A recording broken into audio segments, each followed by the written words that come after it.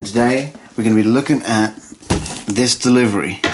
Now this is a few figures I ordered on Facebook from a guy called Let Loose HQ. I'll put the link in the description below if you want to check them out. And well, let's open it up and see what we got. We got a Hall of Champions Elite figure, Rikishi. And let's have a look at this. Look at that, check it out. Awesome face scan on there, looks just like Rikishi. Now, if you don't know, Rikishi was a member of the WWF, now known as WWE, in the Attitude Era, and was a member of the tag team called Too Cool with Scotty 2 Hotty and Grandmaster Sexay. So let's talk about the accessories this one comes with. You get the old school WWF Intercontinental Championship, obviously because they had to change their name legally.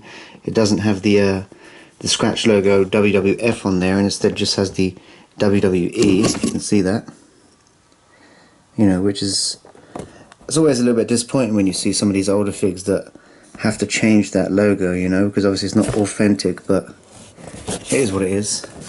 And that's one of my favourite, probably my second favourite Intercontinental Championship belt, to be honest. Rikishi himself, he comes with this awesome robe. I think back in the day it was actually like a long trench coat, maybe leather. It comes with this cool belt. And I could be wrong, correct me if I'm wrong. I think this was, oh actually, I'll tell you what, it's right there. I think this was his very first solo run, or very first championship as a solo guy in 2000. I don't think he won any other titles. He might have been a tag team champ, but I'm not 100%. Let me know on that one. And on the side, cool little picture of Rikishi in his sort of plasticky leather looking jacket.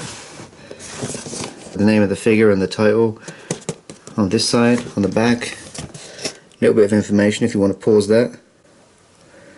And let's have a look what other figures you can get in this series. You got the old school Eddie Guerrero from WCW, obviously Rikishi, Batista, and The Undertaker. And none of these figures are really appealed to me, to be honest with you. So let's have a look at who else we got in this box. It's Paul Bearer. At first glance I was kind of thinking that it was a very cartoonish face scan, but now I'm looking at it, I think that's kind of what Paul Bearer looked like, to be honest. I think that is his face. And this figure comes with not one, but two urns, which is nice little touch. I don't know why it comes with two, to be honest with you, because I'm assuming you only need one urn to hold the soul of the Undertaker, but it's cool to have a spare. And this one comes with the old Winged Eagle WWF Championship. And I think, I could be wrong again, unless they had a few different designs. As some of these belts, they did have different designs.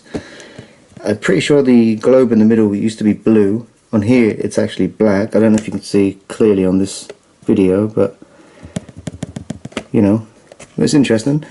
Now Paul Bearer was never the WWE champion, but he was the manager of the WWE champion, The Undertaker. And this figure is based off Paul Bearer from around, well, 1991, it says on the top there.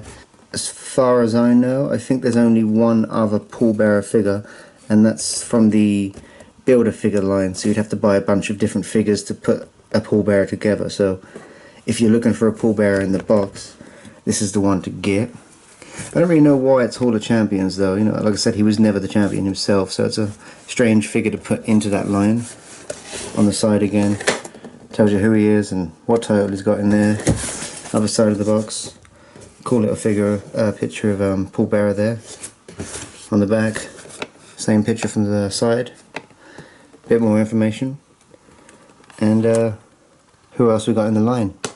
So obviously we've got Paul Bearer, we've got the Road Dogg, we've got Billy Gunn, and we've got the Ultimate Warrior. I do actually have Billy Gunn and Road Dogg from this series, so I'm only missing the Ultimate Warrior, but to be honest, it's not really a figure that I'm interested in getting. I do have a Warrior, but I'm not interested in the one that comes in this series. And we could take a look at these two, but I think I'm going to save these for another video where we might look at DX. And anyway, So you may know that Paul Bearer was actually the manager of Mankind, more famously The Undertaker, but he was also the manager of another wrestler. So let's take a look, shall we? Now, this figure, I've been trying to get my hands on him for a long time, but I can't find him anywhere for a reasonable price, especially in the box. So luckily, thanks to Let Loose HQ, I managed to get hold of this one. It's the Big Red Machine, Kane. Look at that. I absolutely love the look of this figure. It's probably one of my favourite figures I've got now.